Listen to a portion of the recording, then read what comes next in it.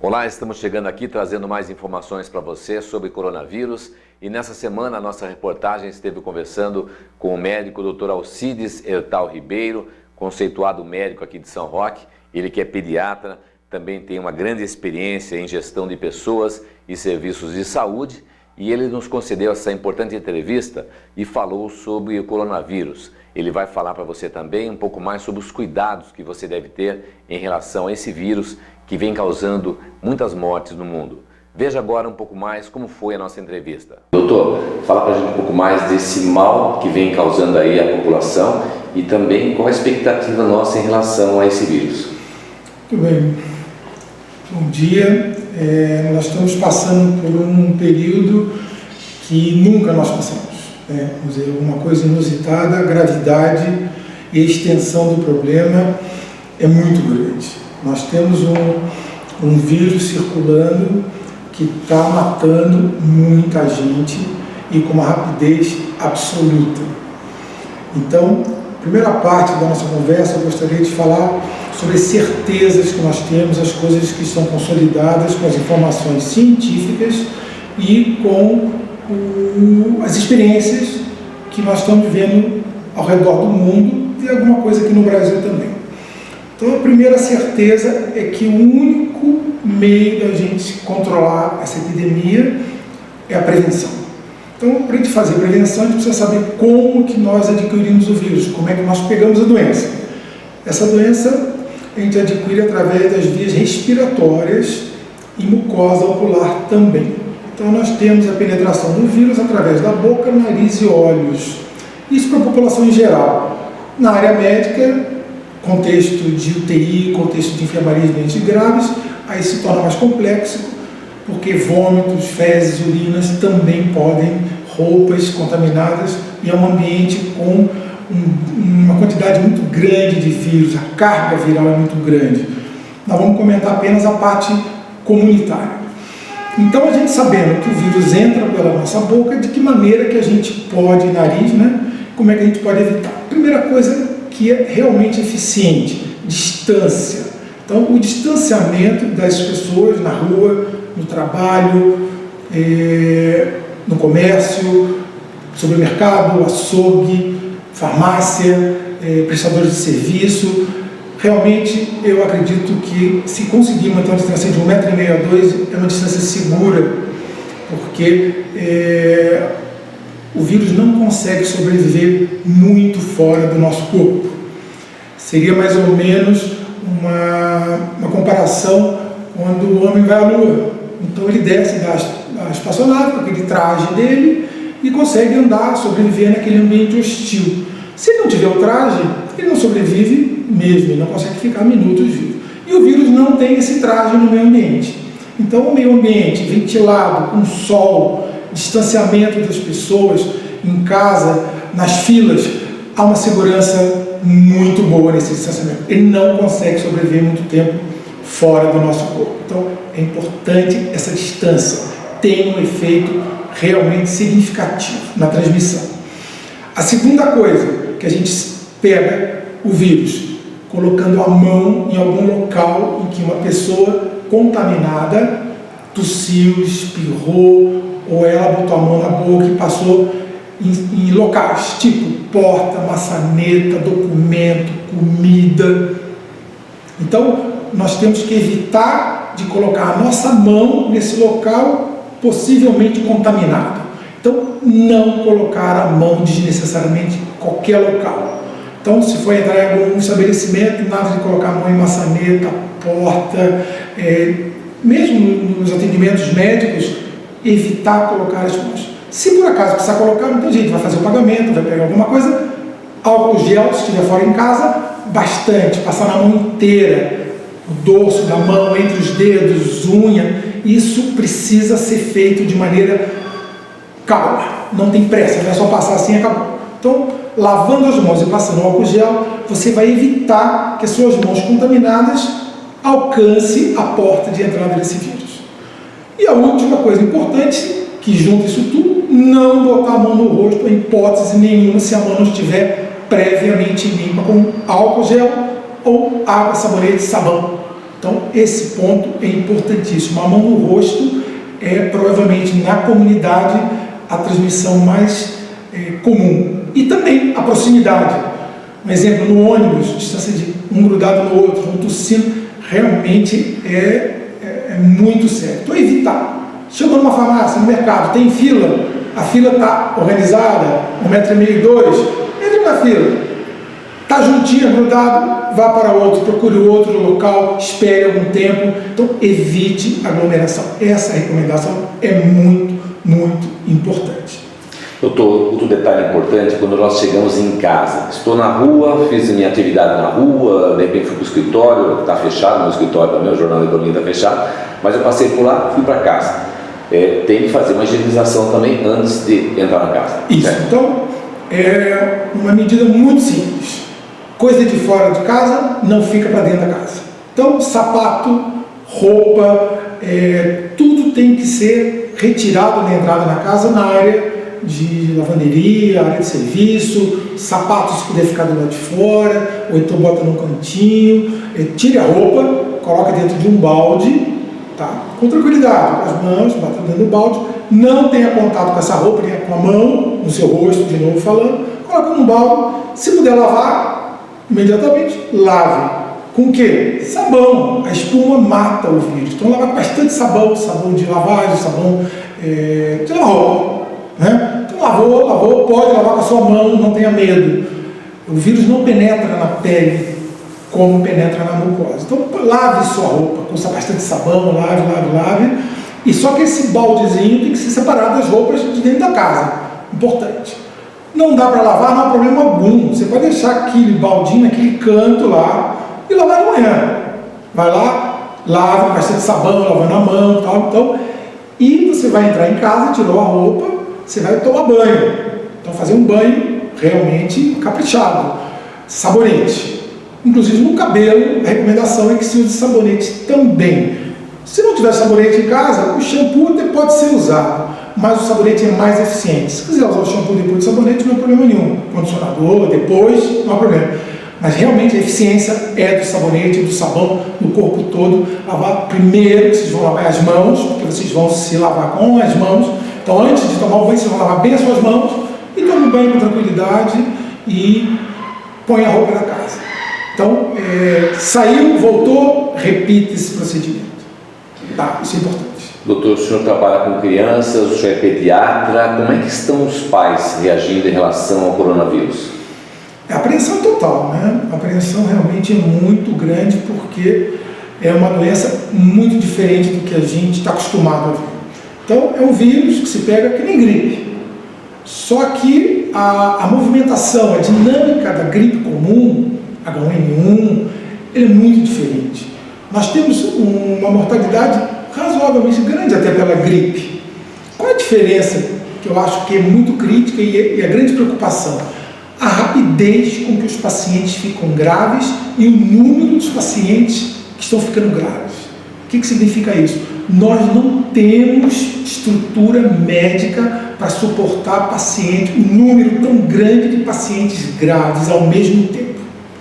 Né? Se a gente conseguisse uma mágica para diluir-se isso, em vez de um período de 1, 2 meses, de 1 ano, talvez a gente conseguisse, mas não existe como fazer isso. Na realidade, existe uma atenuação, que nós vamos conversar depois. Então, o grande problema é esse. Nós temos uma demanda de pacientes muito maior do que a estrutura de urgência e emergência e cuidados intensivos disponíveis no mundo.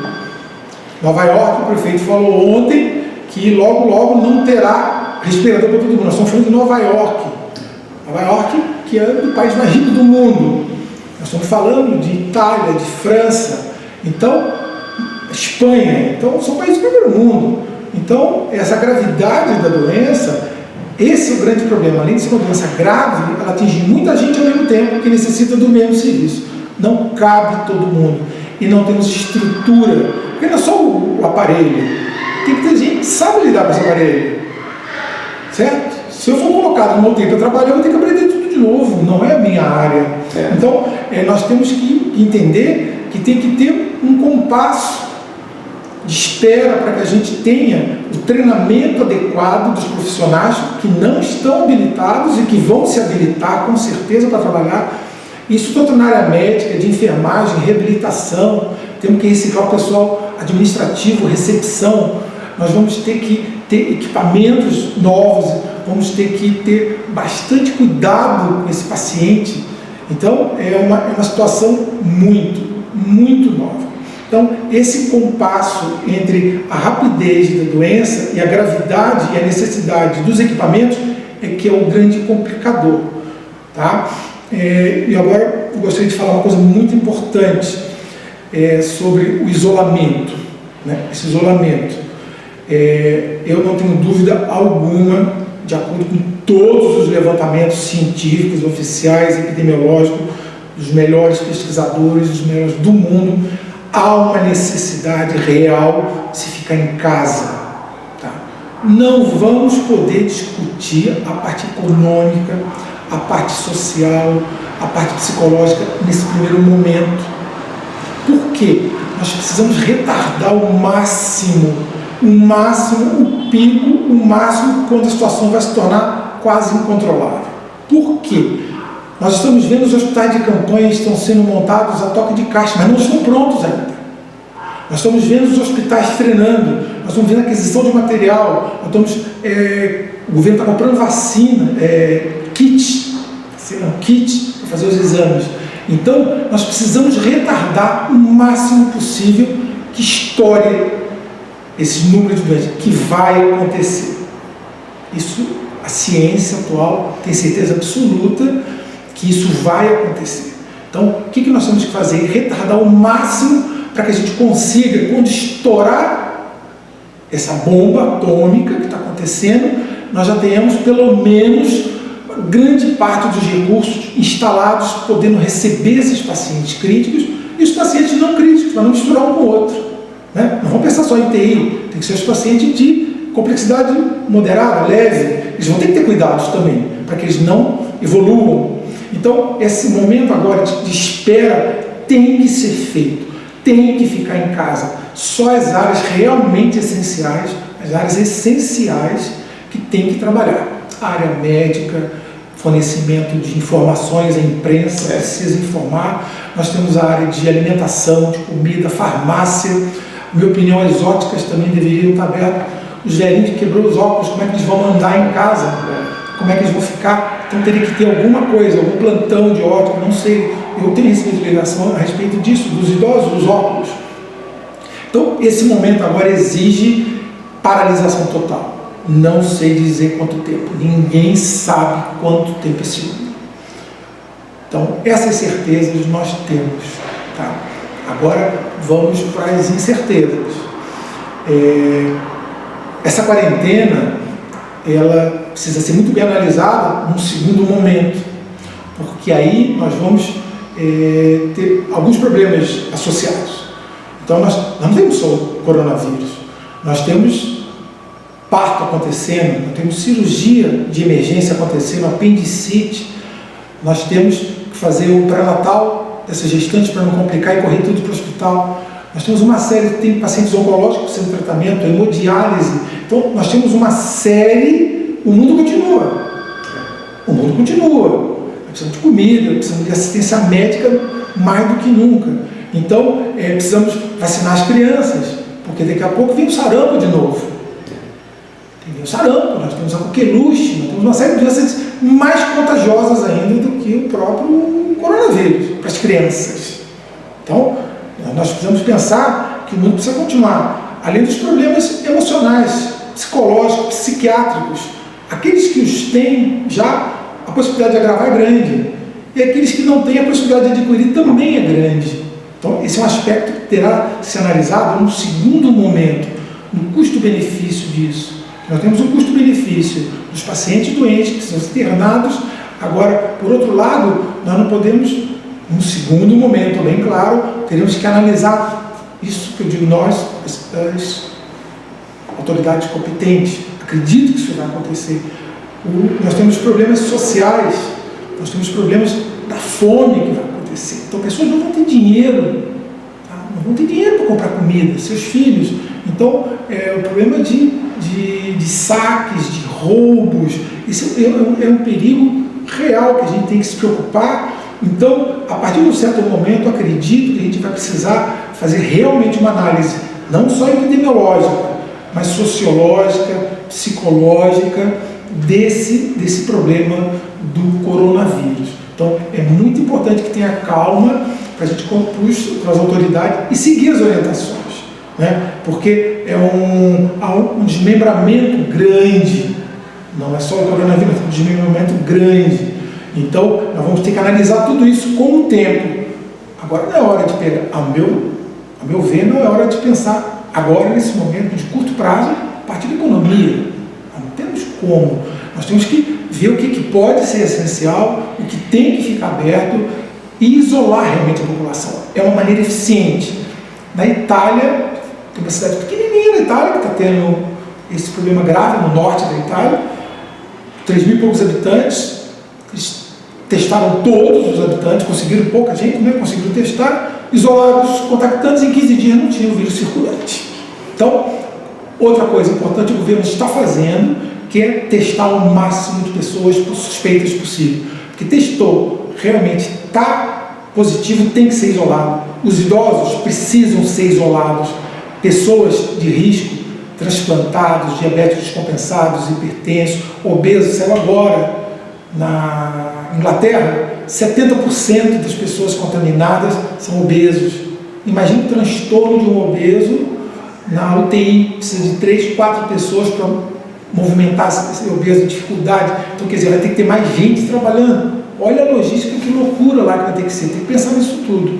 Então, a gente precisa realmente, esses grupos de risco precisam ficar em casa, né?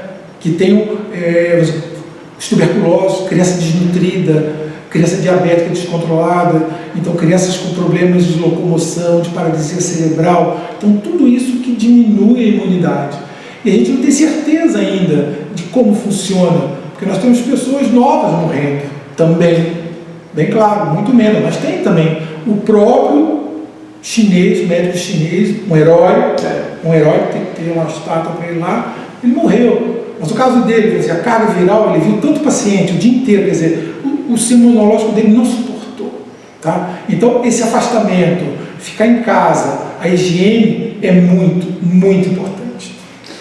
Doutor, a gente percebe que, pelo menos o Ministério da Saúde fala, é que a partir de abril devem começar a estourar os casos, né? Como é que o senhor avalia isso e que, inclusive, abril, maio, junho, julho, agosto, em setembro, começa a cair esse pico? E como é que o senhor avalia isso, essa informação? Muito bem. Essa pergunta é muito boa. Existem os dados matemáticos, né? Então, nós temos um monte de dados, porque esse cálculo é matemático. Tá? Então, nós temos um cálculo, o mundo inteiro fez isso, a tal da curva, achatar curva, não sei o quê. Isso é importante para um direcionamento de ações do Ministério da Saúde no Brasil como um todo. Só que, na realidade, nós vamos ter várias epidemias em cursos diferentes no Brasil. Então, nós vamos ter regiões que vão ter o afloramento da epidemia diferente de outra região, nós vamos ter estado diferente de outro estado, nós vamos ter cidades diferentes de outras cidades. Por quê? Pela característica da população, pela característica climática também. Não podemos esquecer isso. Né? A gente vê a Itália, o norte da Itália, um frio danado, neve, uma população extremamente idosa, um grupo idoso que conseguiu, coitado desses idosos, conseguiram ter uma vida saudável, conseguiram envelhecer com saúde, na família. Então nós temos um grupo de idosos muito grande lá. E todos confinados por causa do tempo nas casas. E os italianos são muito gregários, as famílias moram juntos, os filhos demoram a sair de casa, há uma estrutura familiar muito grande, coesa e unida. O tempo, né? Então, uma série de fatores levaram. Isso não acontece em toda a Itália. Só se fala da Itália, como se o norte da Itália fosse a Itália inteira. Tem situações melhores, piores e boas na Itália. Tá? A mesma coisa acontece em qualquer país. Na China só se fala daquela cidade. Ninguém fala do norte da China, ninguém fala da área rural da China, ninguém fala de Pequim, ninguém fala de Beijing. Então, o que nós vamos ter, nós vamos ter várias epidemias em andamentos diferentes, com acometimentos diferentes, diferenciados de acordo com a localização. Né? Cidades muito populosas, em que a população fica muito junto, em que há uma dificuldade de limpeza da mão com água. A favela do Rio de Janeiro está sem água. Como é que eu vou fazer higiene? Como é que eu vou fazer a prevenção sem água? Nós não temos como fazer a prevenção sem água. Não tem sabão, não tem sabonete, não tem álcool gel. Então, nós vamos ter alguns locais que realmente nós vamos... essa curva vai ser muito parecida, acredito eu, tá? Com a curva do norte da Itália. Algumas regiões, talvez algumas cidades, não sei. Tá? Vamos ter outras cidades em que nós vamos ter o desenvolvimento como na Coreia do Sul, em que houve um controle, mortalidade baixa, teve casos, morreu gente, mas houve uma situação melhor. Na Alemanha, a idade média é muito baixa, 40 e poucos anos, não é como 70 na Itália. Então, cada região tem suas peculiaridades culturais, de vivência e o clima. Né? Então, como eu falei para você, o sol, o lugar ventilado, o vírus não suporta. Então, locais de bastante insolação, em que tenha essa ventilação, provavelmente serão menos atingidos. Serão atingidos todos os lugares, mas serão menos atingidos do que outras áreas. Então, nós vamos ter várias epidemias no Brasil. Cada região vai ter uma característica por causa da sua população, por causa da parte do controle de higiene. Por exemplo, no Japão. O Japão, eles estão muito bem nessa epidemia. Por quê? Aí é um ponto importantíssimo que eu quero chegar para falar. Mas antes de falar disso, então falando nessa epidemia diferente, cada região vai ter que ser tratada diferente da outra. Então, lá na frente, uma cidade que não teve quase caso, está controlada, está tudo bem, acredito eu, não tem necessidade de isolamento total completo. A gente vai numa cidade que está um caos, um bairro, uma favela, tem que ficar todo mundo em casa, tem que ter restrição, não tem jeito. Os idosos vão ter que ser... Então, eu não sei de que maneira os governantes vão lidar com isso, mas eles vão ter que lidar de maneiras diferentes, com os casos diferentes. A meu ver, é isso. Isso é importante que tenha... Cada local tem que ter uma dose do remédio, e a gente, como médico, sabe que cada paciente precisa de uma dose individualizada. Essa epidemia, acredito que terá que ser feita dessa maneira também. Nós vamos ter que estudar cada situação para ver qual remédio nós vamos utilizar. Que o remédio não seja pior do que a doença. Isso é importante também. Mas nesse primeiro momento, ficar em casa. Distância se precisar sair. Lavar as mãos, não botar a mão no rosto, não botar a mão em nada. Agora é essa, não tem que sair mesmo. Tá? Você vai fazer uma pergunta? Em relação ao clima, São Roque, por exemplo, hoje não é tão frio, mas já foi bem mais frio no passado, né? Como é que o senhor avalia hoje a situação de São Roque? Então, aí não é só o clima, né? Vamos dizer, não tendo aglomerações, vamos fazer uma coisa hipotética. Não tendo aglomeração, não tem fila, não tem aglomeração, está entrando um por vez no mercado, as pessoas não estão circulando. Acredito que a gente tenha uma situação razoavelmente não tão ruim. Tá? É imprevisível isso. Isso é imprevisível. Tá? Porque acredito que aqui existem muitas casas, vamos dizer, quem mora em regiões afastadas, distantes, não está saindo, tem muito menos risco do que quem mora, vamos dizer, nas casinhas grudadas, num prédio com 50 apartamentos usando o mesmo elevador. Não que vai pegar, mas as possibilidades elas são essas, de menos chance quanto mais cuidado você tiver. Então, quanto mais cuidado você tiver de contato. Então, voltando ao Japão. O Japão é um povo extremamente disciplinado. Então, qualquer história de japonês, ninguém entra com sapato em casa nunca. Pode ter epidemia, pode ter doença. Então, eles são sistemáticos. Então, eles não se tocam muito, eles não se beijam muito, eles não têm essa vida gregária. Então, isso fala a favor da menor contaminação. Então, eles tiveram um desespero de guerra, então eles têm uma mentalidade de focar as rotinas. Então, quando tem um treinamento de ataque, de alguma coisa, de alguma inundação, de algum tsunami, eles levam muito a sério. Então, as informações são levadas a sério. Então, o japonês ele é sistemático, ele tem a rotina dele, ele absorve bem as rotinas implantadas. Então, você fala, tem que fazer isso, ele faz isso. Se você não pode fazer isso, você não faz isso. Então, essa rotina é o mais importante. Por quê? O grande problema que eu estou vendo hoje, todo mundo está falando dos idosos na rua, estão criticando. Não critique, porque cada cabeça é uma cabeça, cada coração é um coração diferente, né? Não é fácil para o idoso, que já não tem quase contato, está acostumado àquela rotina, não é mole mudar uma rotina, não é fácil. Temos que conversar bastante. O que nós precisamos fazer é botar na cabeça que nós temos que mudar de vida agora.